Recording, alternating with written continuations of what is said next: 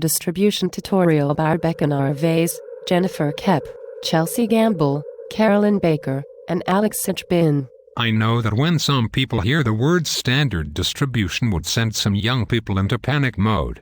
However, standard distribution is not that difficult to understand if you break it down like this.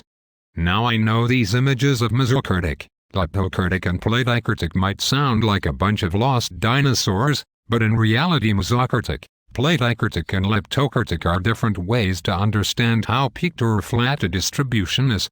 This is known as kurtosis. Mesokurtic kind of looks like a place where a hobbit calls home, which is normal for a hobbit. The mesokurtic, platykurtic and leptokurtic can be used to understand how data distributes a certain way. Mesokurtic, aka Hobbit's Hill, shows the normal distribution of data that is kind of like the equal distribution of family members living in Hobbit's Hill. Platykurtic is used to explain how data is distributed in a more flat and broader. Kind of like somebody rationing out food to 100 starving students? Or how the mountains are going to look after the coal mine industry gets done mining coal? Exactly. The food has to be evenly distributed. Now lipokurtic is when the data increases sharply.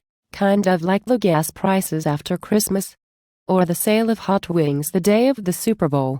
That's right. So is the data always going to be symmetrical or bell-shaped? No. That's just for normal distribution.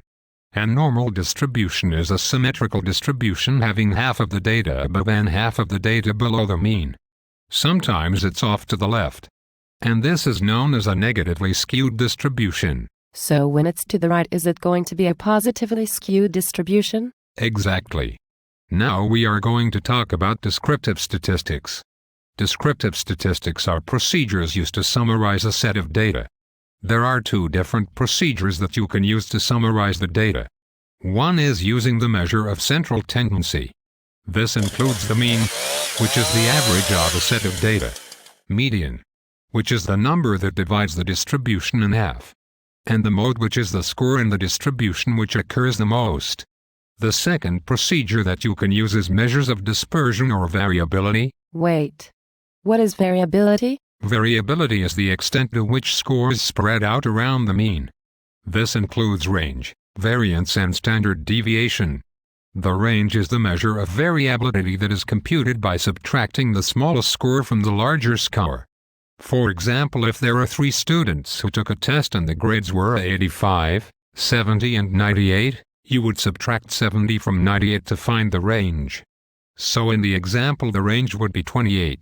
Variance is the single number that represents the total amount of variation in a distribution and is also the square of the standard deviation. Can you give me an example of how to calculate variance? Say you have the numbers 1, 2, 3, 4 and 5.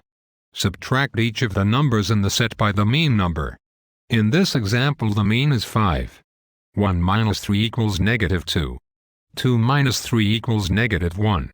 3 minus 3 equals 0. 4 minus 3 equals 1. 5 minus 3 equals 2. Next you would square all of the numbers. Negative 2 squared equals 4. Negative 1 squared equals 1. 0 squared equals 0. 1 squared equals 1. 2 squared equals 4. Then you would add up the numbers and divide by the amount of numbers in the set, which will be 5. So, the variance is 2. Now, standard deviation is the square of the variance and has important relations to the normal curve. For this example you would take the square root of the variance, which was 2. The square root of 2 equals 1.14. So the standard deviation is 1.14. So let me see if I understand what you are saying. Mesokurtic, leptokurtic and platykurtic are not dinosaurs. A mesokurtic graph is bell-shaped. A leptokurtic is taller in shape like the Eiffel Tower, and the platykurtic is flat. There are 3 types of distributions. Normal, negatively skewed and positively skewed distributions.